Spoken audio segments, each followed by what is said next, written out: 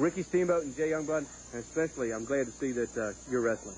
Thank you very much. I'm very, very fortunate to be wrestling, David, especially after what the world heavyweight champion, tag team champion, Sergeant Slaughter and Don Knuckle did to me in a Coliseum I'd say about 4 or 5 weeks ago. Almost put me out of wrestling, almost broke my neck. Made a comment, he goes, I thought you were dead. I thought you were never going to be able to make it. Well, I'm back, Knuckle. I'm back, Slaughter. And I'll tell you what, your Cobra Clutch is no longer, as far as I'm concerned, as far as Rick is concerned, as far as these people are concerned. Because I proved it in front of you, in front of everybody else.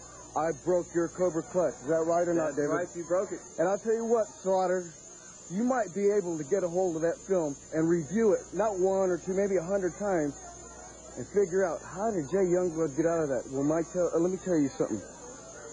There's not only one way to get out of it. I studied your Cobra Clutch. I broke it once, one way. I can break it again, another way. And I want you to remember that.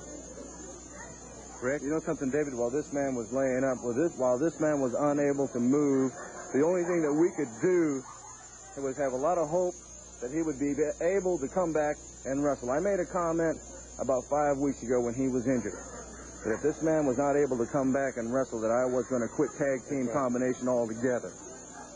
But while he was laid up, day in and day out, I drilled it into this man's head to review that film of how could he figure out a way to get out of the Cobra Clutch. After all, that was the particular hold that did the damage to his neck. Well, like he said, Slaughter and Knuckle, he's figured out a way. He did it to Nelson right here on TV, the one way. But let me say something else. He's got another way also. They're back to stay.